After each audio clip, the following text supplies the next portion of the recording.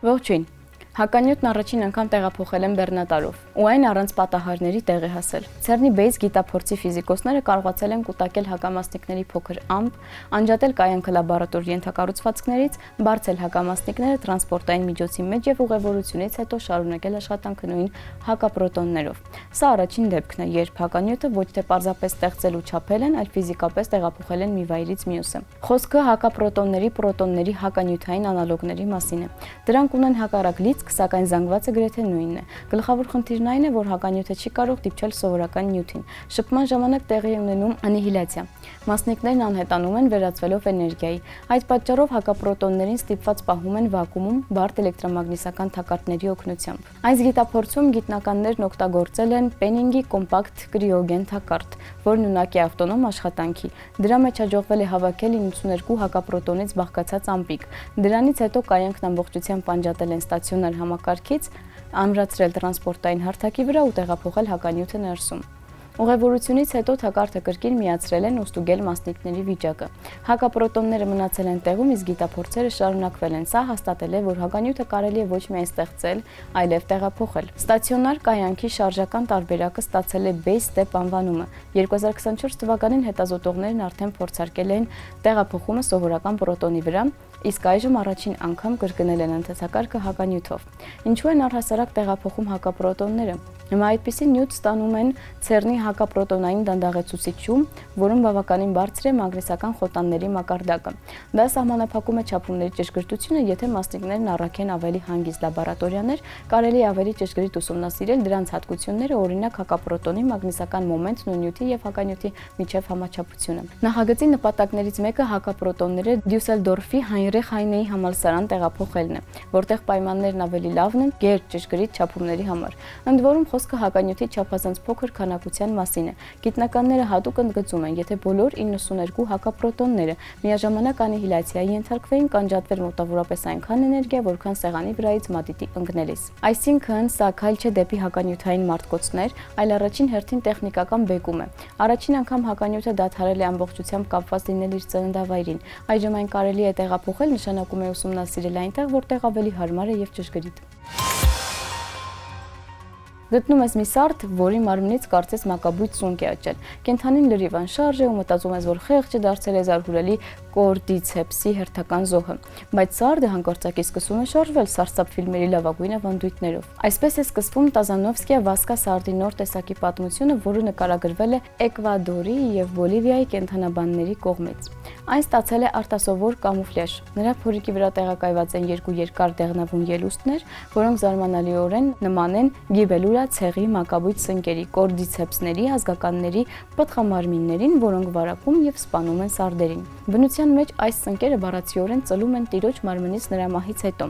Այդ պատճառով նման ծիլերով սարդը սովորաբար արդեն սատկած է։ Հենց այդպես էլ մտածել են հետազոտողները առաջին անգամ նկատելով անշարժացած սարդին Էկվադորի արևադարձային անտառում։ Սարդի մարմինը գլխիվայր կախված է եղել տերևի ստորին հատվածից, ճիշտ այնպես ինչպես իսկական մակաբույծ սնկերի զոհերը, իսկ կողքին հայտնաբերվել է սարդի ձվերով կոկոնը։ Բայց հենց հետազոտողները փորձել են դիպչել մարմնին, մեռելն անմիջապես կենդանացել է։ Ավելի ուշ պարզվել է, որ ոչ մի սունկ էլ չկա։ Պտղամարմինները սարդի փորիկի ելուստներն են։ Պատրանքն ամբողջացնում են միցելիում հիշեցնող սպիտակ թմբիկներն ու ծիլերի հիմքի մոտ գտնվող դեղնավուն հատվածները։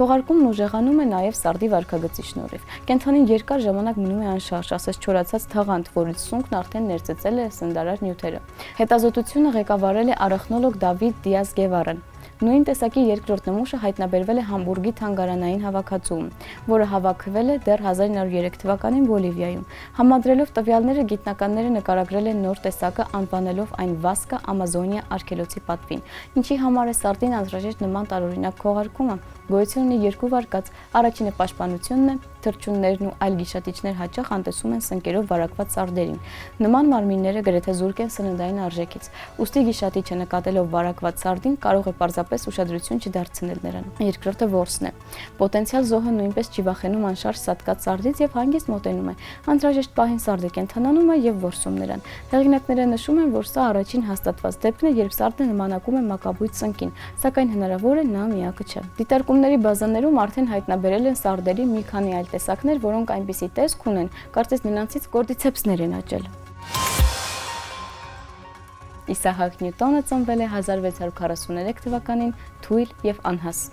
Ժամանակակիցների հուշերի համաձայն նա կարող էր տեղավորվել բաժակի մեջ։ Մանկության տարիներին նրան համարում էին ինքնամփոփ եւ տարօրինակ։ Նա ժամերով կառուցում էր մեխանիկական խաղալիքներ, արևային ժամացույցներ ու ջրաղացների մոդելներ, բայց գրեթե չէր շփվում ուրիշների հետ։ Գլխավոր շրջադարձը տեղի ունեցավ 1665 թվականին, երբ ժանտախտի պատճառով փակվեց Քեմբրիջի համալսարանը։ Նյուտոնը մեկնեց գյուղ եւ հայտնվեց մեկուսացման մեջ։ Հենց այնտեղ մոտ 2 տարվա ընթացքում նա դրեց միանգամից մի քանի գիտակարգի հիմքերը։ Մշակեց դիֆերենցիալ հաշիվը, սկսեց լույսի ուսումնասիրություններն ու ձևակերպեց տիեզերական ձգողականության գաղափարը։ Ընկնող խնձորի մասին լեգենդը պարզեցնում է պատմությունը, սակայն նաև փոխանցում է էությունը։ Նյուտոնը մտածում էր. եթե խնձորն ընկնում է երկրի վրա, կարող է արդյոք նույն ուժը ազդել լուսնի վրա։ Նա առաջին անգամ ենթադրեց, որ միևնույն գրավիտացիան կառավարում է եւ քարի անկումը, եւ մոլորակների շարժումը, այսպես ծնվեց բնության ունիվերսալ օրենքի գաղափարը։ Ավելի ուշ նա ձևակերպեց շարժման 3 օրենքները՝ դասական մեխանիկայի հիմքը, դրանք նկարագրում են ամեն ինչ գնդակի նետումից մինչև մոլորակների շարժում։ Նույն աշխատության մեջ Նյուտոնը ցույց տվեց, որ սպիտակ լույսը գույների խառնուրդ է, այն տարալուծելով պրիզմայով եւ կառուցեց առաջին աշխատող հայելային հեռադիտակը։ 1687 թվականին լույս տեսավ նրա բնության, փիլիսոփայության, մաթեմատիկական հիմքերը գիրքը, որը միևնույն օրենքներով բացատրում էր մարմինների շարժումը երկրի վրա եւ տիեզերքում։ Առաջին անգամ տիեզերքը սկսեց դիտել որպես միասնական մեխանիկական համակարգ, որը կարելի էր նկարագրել մաթեմատիկորեն,